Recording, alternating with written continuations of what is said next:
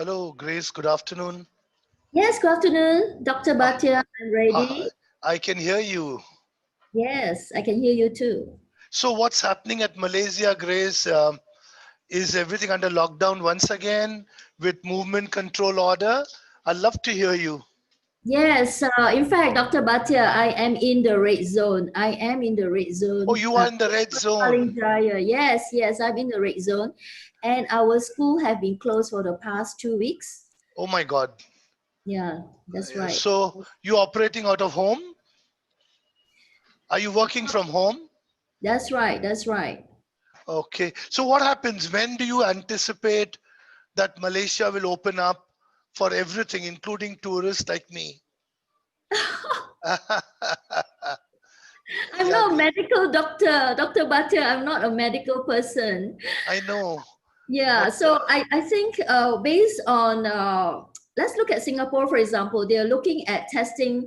They have already achieved 50% testing and they're doing up right, to 70%. So until right. I think we hit around that kind of percentage, then we are comfortable. But Oh at this wow, moment in time, lovely yeah. to. Mm, You said 70% only. Then probably you know looks very, very, very challenging in my opinion. Very, very challenging. yeah, we need miracle to happen. Miracle to happen. Yes, Correct, I correct. think with today, humanity, people are racing together and teamwork, global cooperation. I am positive we will come out, with a very good solution. So let's assume next 3 months the vaccine is out. 4 months the vaccine is out. What do you say? What do you think that when will everything come back to normal, the so-called normal? What is your reading? I don't read Malaysia newspapers because I don't get them. But what's your reading? Okay, for me, like I say, I cannot say much about the COVID medical side, but what I can say is, as an educator, it's the time right now for us to actually help the young children and we ourselves to keep ourselves very, very healthy. We have to live Right, healthy, have a very positive mind, right. exercise, and build our immunity system. Okay, that sounds. I read this almost every day in all papers in India. Every That's good. newspaper in India, I'm reading this actually, That's and good. I'm realizing that I should be retiring in the next year or so. I'm 59, and I was wondering whether I should postpone my retirement because of COVID. You know, you know what I You're mean? still young. Dr. Bhatia, you're still young. Trust me. Am I? All right. Yeah, I try hard to work hard. If I'm not working hard, I'm in the gym. That's what I keep telling myself. I think So this is everywhere, mm, everywhere I go, I like to work hard because that's in the genes right now. That's how I've grown up. So working hard has become a very important part of my personality, Grace. So what else? Tell me more about Far East. How badly is the economic development in your country affected? Like mine is very poor. The GDP is the lowest ever in the last 25 years. The lowest ever. It saddens me that the poverty level in my country is extremely affected. So how bad is it in your country? well, we have the rubber, rather top rubber glove companies are all soaring. They're all doing very well. Okay, Correct. yeah.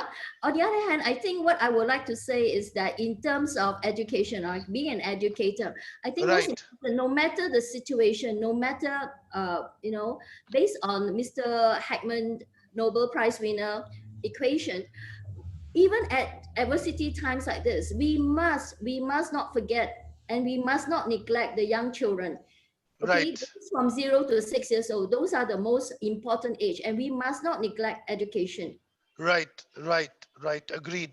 because they will Agreed. contribute to the economy in future. Right. Agreed. I couldn't agree more.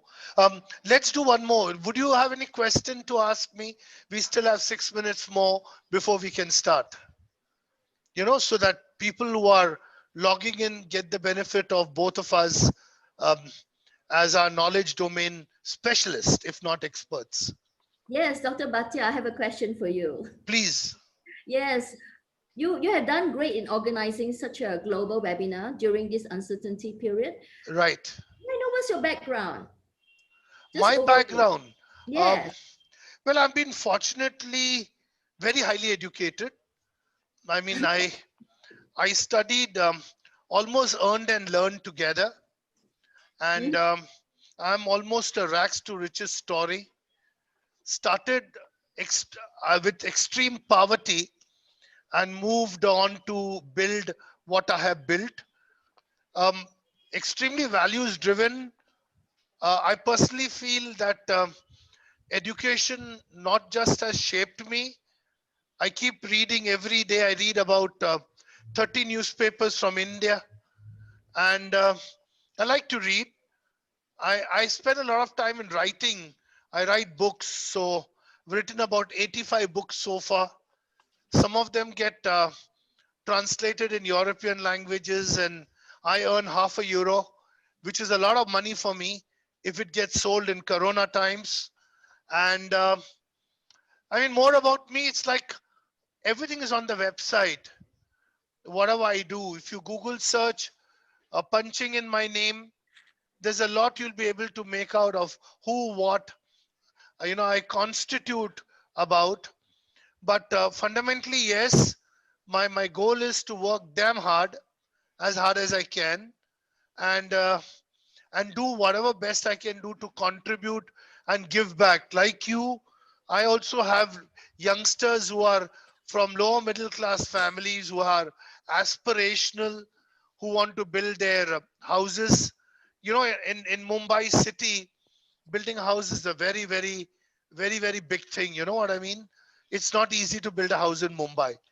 Mumbai is fourth costliest real estate after New York, the fourth costliest.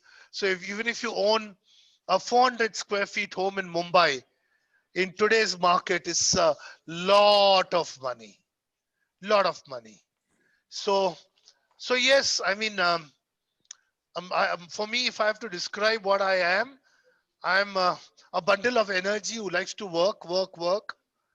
I spend some time watching Netflix these days because of lockdown. I know you're laughing at me, but I watched Rebecca yesterday night. Yeah, I liked it. I liked the film. Pretty warrior kind. And then I'm watching on Amazon a series called Kashmir, which is very topical in India just now because of the political boundaries between neighboring countries and mine. So that's where I am, Grace. Grace, what's the secret of your success? What made you an entrepreneur? Are you first generation? Yes. I never thought that I'd be an entrepreneur. All right. I think my father was very smart. He wanted to protect me. All right. But I think Right. it's a calling. All right. It's something that is in me that is so unrest until I have to fulfill something. Oh, And wow. it is tiring. It is sometimes working in zone that I've never stepped into before. But I guess we all have to have a passion. And end of the day is to see that we are doing something good and giving back to society. That is what drives me. Wow. Lovely. Yeah. So it's 4:30 in your country right now. 4:30 evening. Is Yes. that right? Yes. It's 2 o'clock and I think it's time to start. So all of us who are here just now, let's take a minute in silence on our seats, and let's just spend half a minute praying for anyone we want to pray, including our own country. Just half a minute. All right. Thank you. Good afternoon, ladies and gentlemen from India. Good evening to those who are from Far East Asia. And good morning to those who are from Europe, America, and some part of Africa. Ladies and gentlemen, the coronavirus has put a lot of challenges in front of us. Most importantly are the challenges of learning in educational institutions. Those institutions that have shaped the destiny of mankind are under threat today of being shut down. And therefore, what is crucial is to help them evolve with a new paradigm that you can learn from wherever you are, whatever you are doing, whether it is learning through the mobile technology, using your mobile phones, or it is learning from one another or watching a good film that could teach you. For example, The Secret is widely watched across most channels across the globe. So, whatever kind of learning you're doing, you should be able to reinforce that learning with a fair bit of belief that you can reciprocate that learning into a more metaphysical form, thereby indicating that this learning can translate itself into something more meaningful. And when I say more meaningful, what would it entail? It would entail everything that we do in terms of practice, in terms of application, and in terms of translation of that practice and application to our daily lives. No paradigm has ever been certain. History is a great witness of paradigm shifts.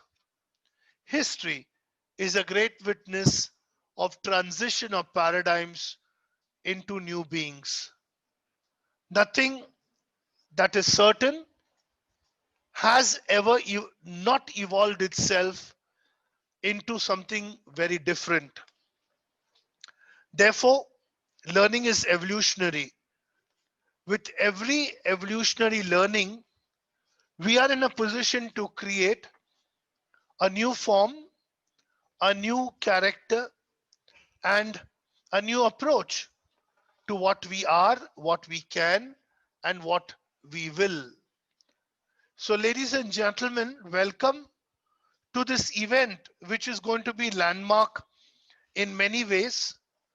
It's going to translate, very importantly, recognition. Recognition of people, institutions, and those that have landmarked itself in very difficult and trying times.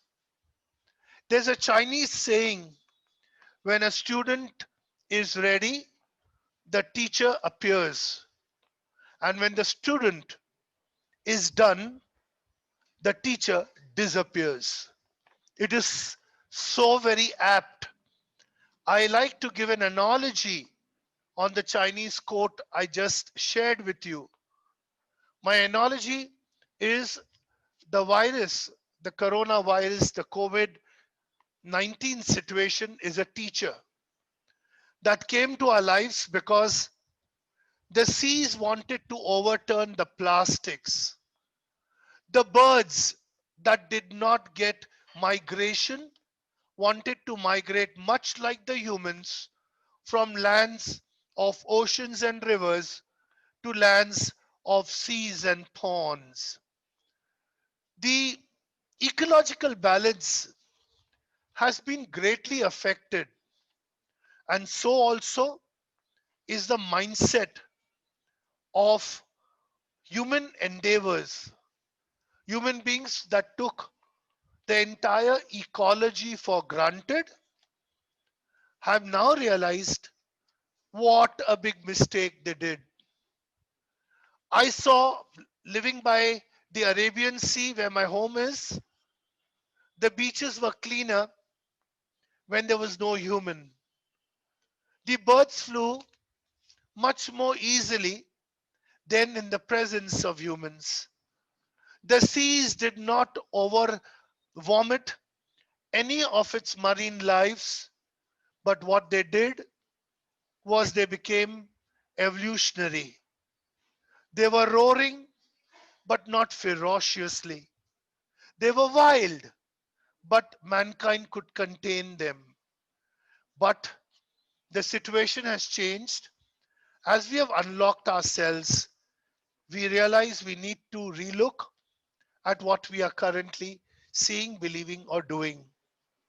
Thank you so much to the entire World Education Congress, the former presenter of this event today, which on Zoom platform aims to reach out to very many souls who could translate everything and anything into their lives to build their destiny. At the end of the day, character is destiny. I will hand over to very able people, Asif and Mohit, both of who will lead the sessions, lead everything ahead. I'm going to be around and I'll come back as soon as I find an opportunity to make a meaningful contribution to the learning of new paradigms of learning. Thank you so much.